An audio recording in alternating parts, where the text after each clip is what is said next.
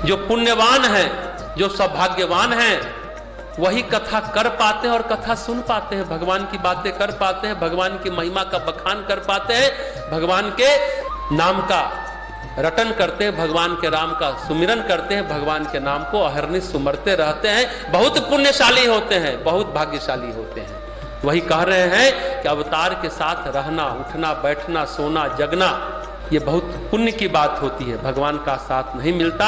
मैं इनको मन से, कर्म से, वचन से प्रणाम करता हूँ। मन अगर साधु जनों के साथ जुड़े, पुण्य कर्म करने वालों के साथ जुड़ेगा तो मन में सात्विकता की सुगंध आती चली जाएगी, एक आभा विकसित होगी, एक चेहरे पर तेज विकसित होता चला जाएगा। मन से हम क्या सोचते हैं, क्या विचारते हैं, ये बड़ा महत्वपूर्ण बात है। कहते हैं सब ऐसे हैं जिनकी रचना कर विधाता भी बड़े भाग्यवान हुए होंगे जब भगवान राम को रचे होंगे, क्योंकि मनुष्यता में इतना पुण्य पाना बहुत कठिन है। मनुष्य शरीर धारण करके भगवान के साथ रहना बहुत कठिन बात है। इतना पुण्य अर्जित कर धरती पर अवतार लेना भी बहुत कठिन बात है, बहुत कठिन बात है। इतना आसान नहीं है, कठिन ही नहीं असंभव जैसा लगता है। कम से कम आज के कलयुग में कि बिना पुण्य के तो कुछ होता नहीं है। देखिए देवकी और वासुदेव, इनके यहाँ भी कृष्ण का जन्म हुआ, भगवत चेतना उनके देवकी के गर्भ में भी उतरी है, लेकिन उनका इतना पुण्य नहीं था। उसकी कीमत चुकाने के लिए देवकी और वासुदेव को कुछ दिन जेल में कंस के यहाँ बिताना पड़ा, लेकिन दशरथ और कौशल्या का पुण्य पर्याप्त था। प्रकृति में बिना पुण्य के, बिना तप के कुछ किसी को नहीं मिलता, इसलिए तो 9 दिन की साधना कराई जा रही है। अगर प्रकृति से कुछ पाना है तो कुछ विशेष करना होगा, विशेष शक्ति अर्जित करनी होगी, विशेष साधना करनी होगी, तभी व्यक्तित्व का परिष्कार होगा और तभी जीवन में सफलता मिलती है। कुछ भी चाहिए, जितना भी चाहिए, बदले में पुण्य का कोष खाली करना पड़ता है, कीमत देनी पड़ती है।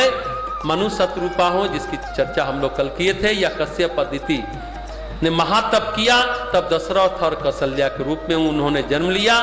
तब चक्रवर्ती साम्राज्य भी उनको मिला, कह सकते हैं प्रबल तपस्या संग्रहित हुई होगी, तब उनको चक्रवर्ती साम्राज्य का कुल मिला। उस वंश में दशरथ और कौशल्या का आया है। इक्ष्वाकु कुल में बड़े बड़े धर्मात्मा राजा हुए हैं, और उस कुल में दशरथ का जन्म होना, कौशल्या का आना, वशिष्ठ का संरक्षण उस कुल पर होना, विधाता का विधान कहें, विधाता की अनुपम कृपा कहें, भगवान श्री राम का जन्म होना, ये सब बड़े भाग्य की बात है।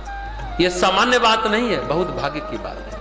आज धरती पर क्या हो रहा है, हमने शुरू में भी कहा, लोग बौने होते जा रहे हैं, पुण्य हमारा बौना होता जा रहा है। प्रश्न ये नहीं कि आप देवता हैं, दानव हैं, पशु हैं, साधु हैं, संत हैं, महात्मा हैं या मानव हैं, जो कुछ भी आपके पास है आज है, वो पुण्य कर्मों के बिना संभव नहीं है। अगर वंश की बात करें तो भारत पर, हिंदुस्तान पर, इस आर्यावर्त पर सबसे ज्यादा राज कहा जाता है। इधर मध्यकाल से लेकर अभी आधुनिक काल में सबसे ज्यादा राज्य किसने किया? तो मुगलों ने किया, लगभग 331 वर्ष, लगभग शायद 331 वर्ष तक शासन किया। लेकिन ऐसा नहीं कहा जा सकता कि हमेशा राज निरापद रहा हो, लड़खड़ाया नहीं हो, कमजोर नहीं हुआ हो। बाबर आया, उसने मुगल वंश की स्थापना की, लेकिन हुमायूं के समय राज्य कमजोर हुआ, शेरशाह के कारण और हेमू के कारण कमजोर हुआ। फिर बैरम खान ने प्रतिष्ठा की, जो मंत्री थे, फिर अकबर का आगमन हुआ। अकबर का राज बहुत अच्छा चला, जहांगीर का भी राज कह सकते हैं ठीक चला, शाहजहां भी चला। शाहजहां, औरंगजेब और जहांगीर मिलाकर 3 पीढ़ियां कुल मिलाकर ठीक ठाक चली, लेकिन अकबर से लेकर औरंगजेब तक मुगल वंश में कलह ही कलह रहा, बेटा बेटी आपस में झगड़ते ही रहे। जहांगीर के समय की घटना है। जहांगीर के बारे में आप जानते होंगे, अनारकली से प्रेम करता था, लेकिन अपनी पसंदीदा प्रेमिका से शादी नहीं कर पाया। फिर नूरजहां से शादी हुई। नूरजहां किसी और की बीवी थी। यानी जहांगीर इतना उदास रहा कि वह अफीम खाने लगा।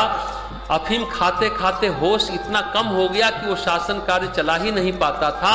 उसका फायदा उठाकर नूरजहां सल्तनत की बागडोर संभालती रही। कहते हैं कि कहीं भी वो मुहर ठोक देती थी। शासन पूरी तरह से नूरजहां के हाथों में था। एक चीज जरूर थी लेकिन जहांगीर में, एक घंटा था। अगर कोई घंटा बजा देता था तो जहांगीर उसका न्याय करने के लिए तत्पर हो जाता था, तत्काल तत्क्षण। नहीं तो सारा 90% काम नूरजहां ही किया करती थी। और क्या न्याय होता होगा आप समझ सकते हैं। जहांगीर जब करता था तो ठीक ठीक न्याय करता था। गर्मियों के दिन में वो कश्मीर चला जाता था, पूरा हरम साथ ले जाता था। आज भी कश्मीर में जो शालीमार बाग है, निशाद बाग है, ये सब जहांगीर का बनाया हुआ है। वहां सुंदर सुंदर औरतों को ले जाता था, कुछ दिनों तक रखकर फिर वो सोचता था कि इन औरतों का क्या करेंगे, वापस क्यों दिल्ली ले जाएं, उनको वहीं मरवा देता था। कैसे कैसे विचित्र लोग हुआ करते हैं। कहने का अर्थ है कि मुगलों का राज्य धर्म का राज्य नहीं, नीति का राज्य नहीं, प्रबल पुरुषार्थ का राज्य नहीं, प्रबल पराक्रम का राज्य नहीं, सीमाओं की सुरक्षा या विस्तार का राज्य नहीं माना जाएगा। अगर ऐसे राज्य की तलाश करें तो इस मामले में सबसे ज्यादा कह सकते हैं मनस्वी राज्य था गुप्त वंश। गुप्त काल को इसलिए स्वर्ण काल कहा जाता है, गोल्डन एरा कहा जाता है, जो भी 350 साल के आसपास चला था। एक निष्कंटक राज्य चला था। वहां कोई दुखी नहीं था गुप्त शासन में, गुप्त काल में। यह सब होता है किसके कारण? पुण्य के कारण होता है। शत्रुओं को गुप्त काल हमेशा पराजित करता रहा। कोई शत्रु आंख उठाकर नहीं देखा। उनका शौर्य था, उनका तप था और उनका पुण्य था।